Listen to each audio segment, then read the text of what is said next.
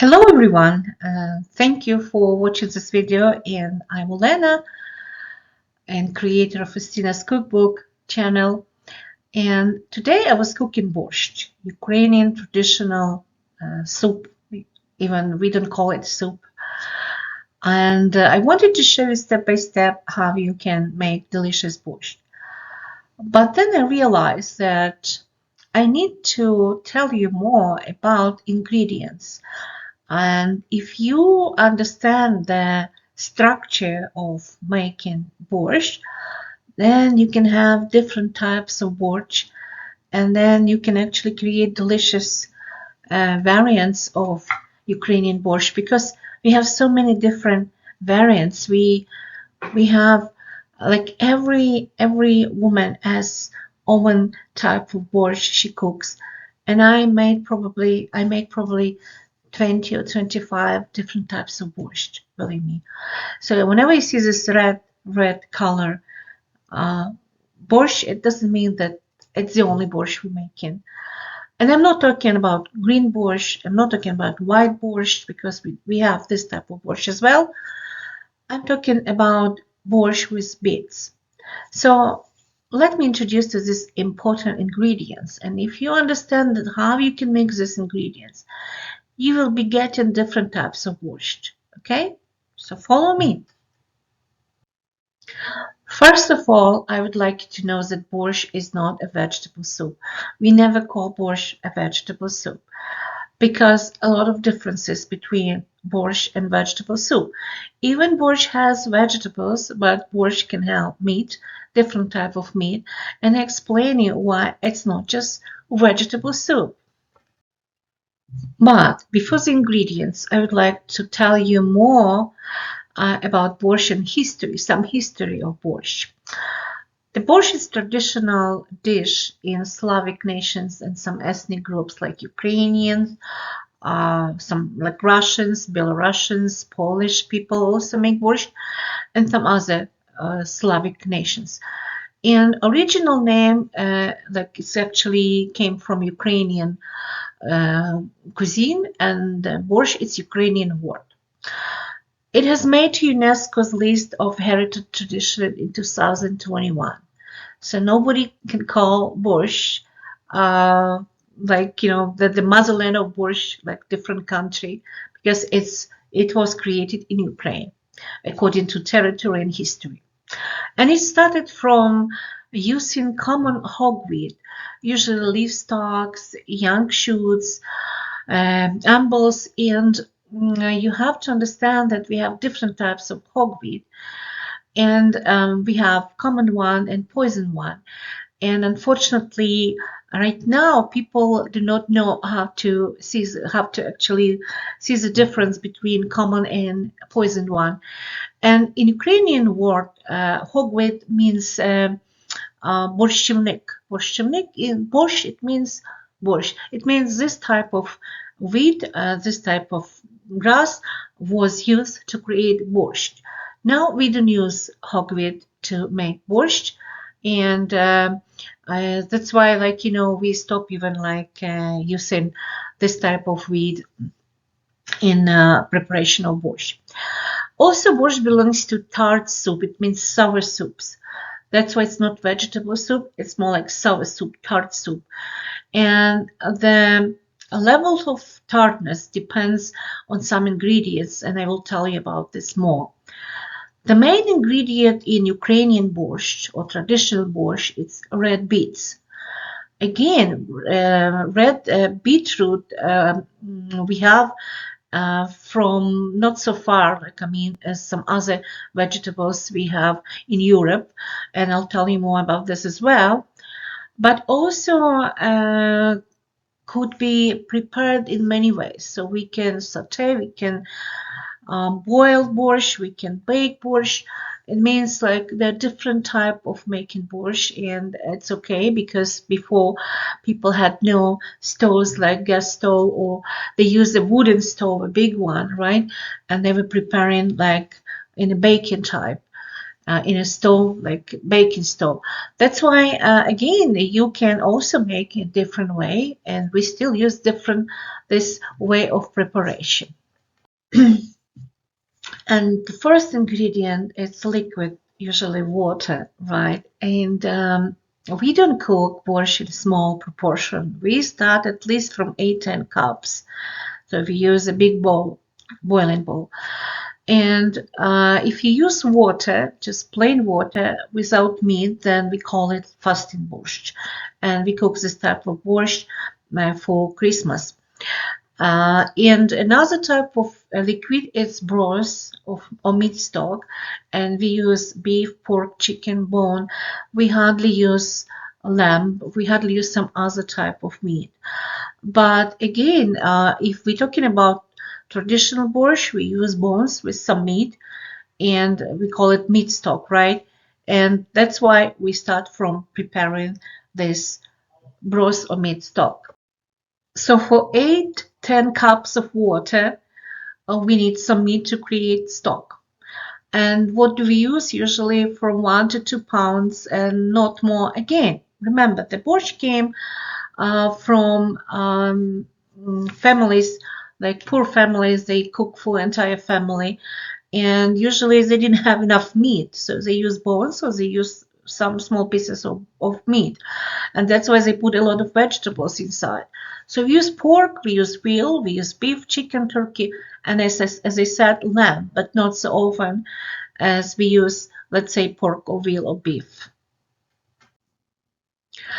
So when you cook meat stock, you're preparing some other vegetables, and usually it takes from 1 to 2 hours to create meat stock. Again, it depends what type of meat you use, but before you put vegetables, you have to prepare these vegetables. And the main actual ingredient that makes borscht is beets roots. It came from Poland, and from Poland to Poland it came from Germany, as I recall. And we have table beets, we have garden beets, it's another name, or red beets, dinner beets, beta vulgaris.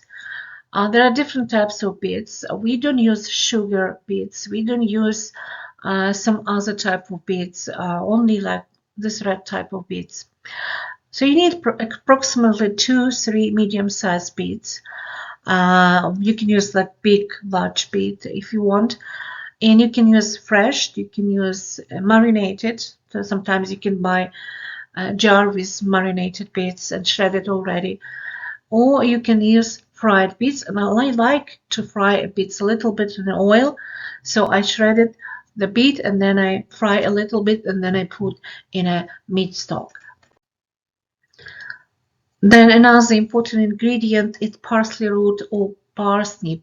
We don't have parsnip in Ukraine. I mean, we have, but we don't use it often. But parsley root is very traditional and we put in many soups, including borscht. You just clean the parsley root and you don't need to cut it. You put a whole root and actually you put together with beets because it takes time to be cooked. And of course, potato. Potato is a favorite root in Ukraine, and we use it to cook borscht. So 4 or 5 medium potatoes, you peel it, and then you cut it in some like medium-sized pieces, and then you actually put into borscht before you put in like cabbage and other vegetables. Again, you have to remember that some vegetables can be cooked very quickly, some takes time. That's why we start with vegetables that need time to cook, and it's beets and parsley. Then we add usually potato, approximately in half an hour when we start cooking borscht. And we cook borscht, we make borscht on a low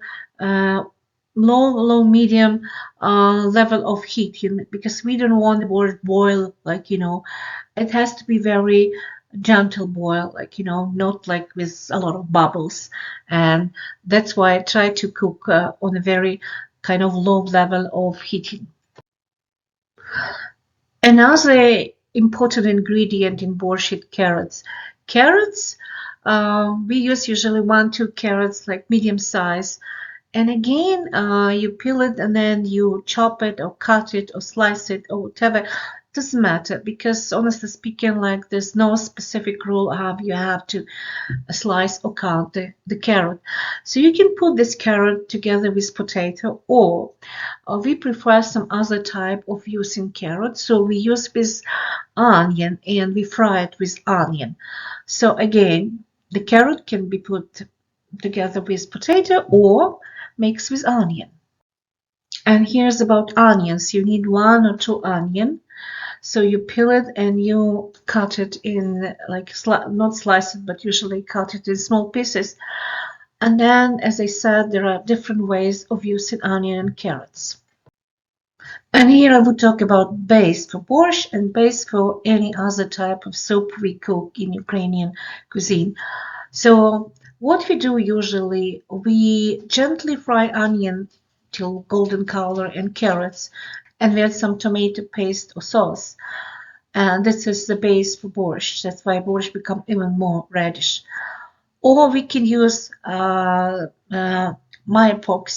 but again, it's more Italian style, and I know some people use in this way, but I prefer just like onion and carrots and nothing else. And then in the end, I made in tomato paste.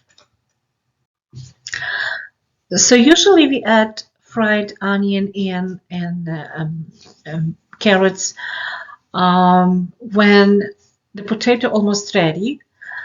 But also we have cabbage and we have some beans.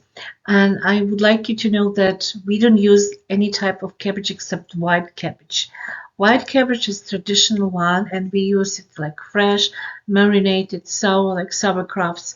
And usually need 2 cups, not more, because you don't want your borscht be very thick and soggy. You want actually borscht, not just like, vegetables and like something like stew, right? And again, if you use sauerkraut, then we rinse with cold water to remove this sour, this tartness from sauerkraut, because again, we don't want very sour borscht, but some people like sour borscht. And marinated also sometimes could be with sour taste, sometimes sweet, because they add sugar. It's up to you. I prefer fresh cabbage, and because now I can have fresh cabbage all around the year, so I use fresh cabbage. Tomato is like addition to borscht. It's not like a must ingredient, but we use fresh tomato. So instead of tomato paste, we use fresh tomato. We can cut this fresh tomato in pieces and put in a borscht. We use diced and crushed tomato. We also use tomato paste, and usually need 1 tablespoon of tomato paste or tomato sauce. So this can be used, and it actually makes the color of borscht even better. Probably, as I said, more reddish, not so dark, and improved taste. Again, it's not necessary to add tomato to your borscht. Depends if you like it or not, and sometimes I'm adding, sometimes not. Another ingredient that you can add or you will not add, it's beans. Many recipes has beans, and if you use dry beans, you have to start to cook with beans. You can start cooking meat together with beans, or you can cook beans separately.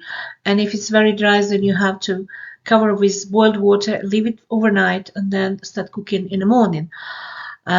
Because dry beans like needs probably 3 hours to be cooked, maybe sometimes 4 hours. But also I quite often use green beans. I like green beans, or canned beans if you don't have green or dry beans. So everything could be replaced. And again, it changes the taste of your borscht as well. That's why I'm telling you that the taste of borscht could be different if you mix different proportion of ingredients, something you add, something you don't add. But don't forget about beets. Beets are always in borscht.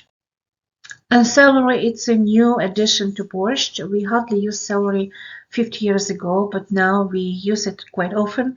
So usually we use 1-2 sticks. We slice it, then we add it to borscht together with potato or carrots, and it also changes the taste of borscht. But again, it's not the most important ingredients in borscht. Garlic is a traditional food that we use in Ukraine, and garlic we put in borscht and many other type of dishes. And when we're talking about borscht, we usually add garlic at the end, because if you boil the garlic, it's actually, you lose the taste of garlic, and it wouldn't be so like, then you have to put a lot of garlic if you want people to have this garlic taste in your borscht. I don't put a lot personally. I put like 3-4 cloves of garlic, and I crush it. And also there are other type of using garlic, and I will tell you a little bit later. And do we use mushroom to cook borscht? Sometimes, yes, we put mushrooms, usually wild mushrooms, dry or fresh. And it's very traditional for Easter when we make these dumplings with mushroom, and we create a fasting borscht, and then we add these dumplings with mushroom. So it's a traditional dish for Ukrainian Christmas. And some words about herbs and spices. In Ukraine, we didn't have a lot of spices. We usually had parsley, we had dill, green onion, and bay leaf. That's why it's traditional way to cook borscht, and you add 1 or 2, even 3 bay leaves, some parsley at the end. Again, if you add in parsley root, then you cook parsley root, you don't need to add parsley. But green parsley, it's always like, colors, it's smell. The same with dill, green onion, peppercorn, and allspice. This is what we usually use. If you want to add something extra, it's up to you, but then it's not Ukrainian borscht. And as I mentioned before, the borscht is a tart soup. It means it's sour.